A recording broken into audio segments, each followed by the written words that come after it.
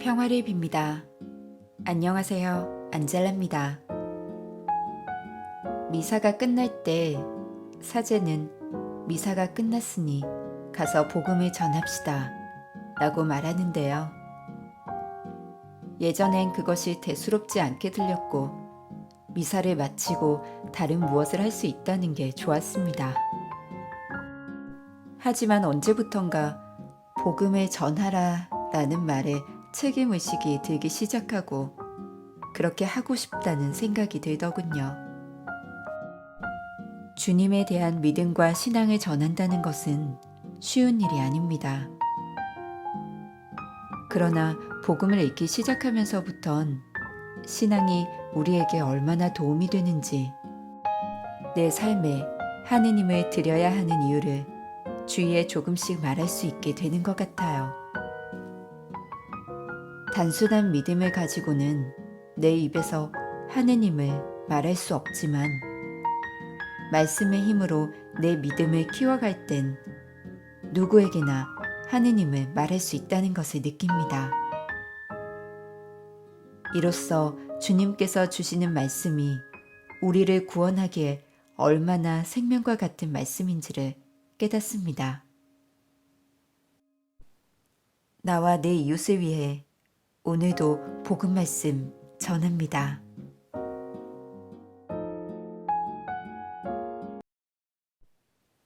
(10월 18일) 성 루카 복음사가 축일. 복음. 수확할 것은 많은데 일꾼은 적다. 루카가 전한 거룩한 복음입니다. 10장 1절에서 9절까지의 말씀입니다.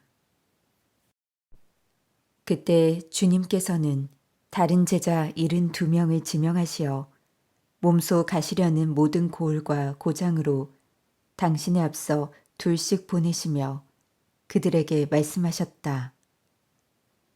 수확할 것은 많은데 일꾼은 적다. 그러니 수확할 밭의 주인님께 일꾼들을 보내주십사고 청하여라. 가거라. 나는 이제 양들을 이리떼 가운데로 보내는 것처럼 너희를 보낸다. 돈주머니도 여행 보따리도 신발도 지니지 말고 길에서 아무에게도 인사하지 마라. 어떤 집에 들어가거든 먼저 이 집에 평화를 빕니다 하고 말하여라.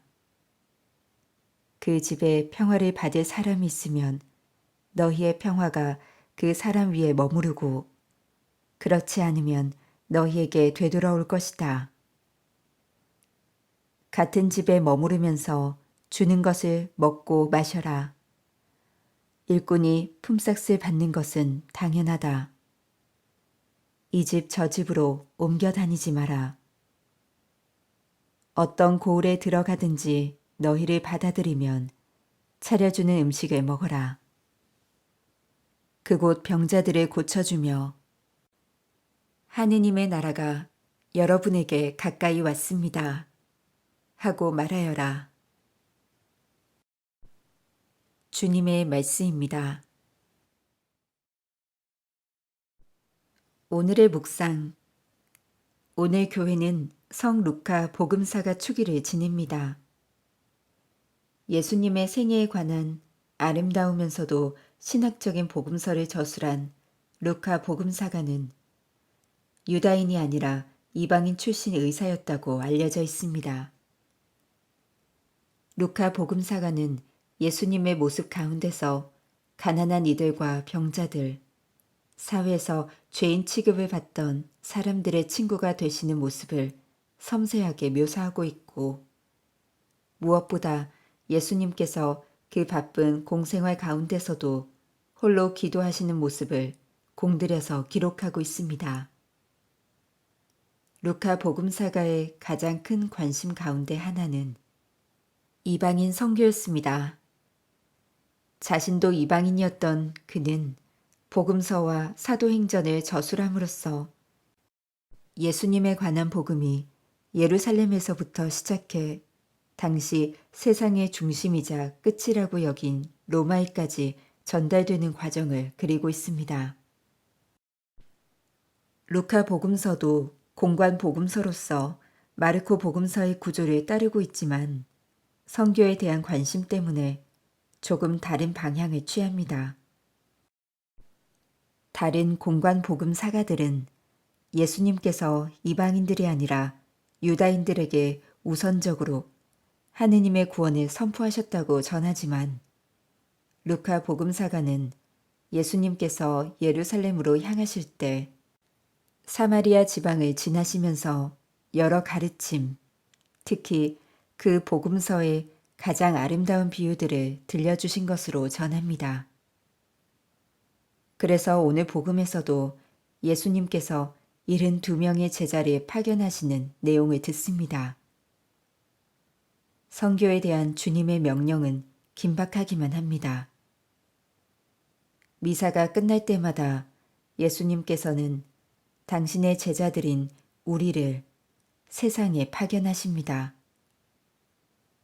수확할 일꾼들을 보내주시도록 청하면서 파견을 받은 사람으로서 사명감을 가지고 이 세상에 나가 복음을 전파할 수 있어야겠습니다.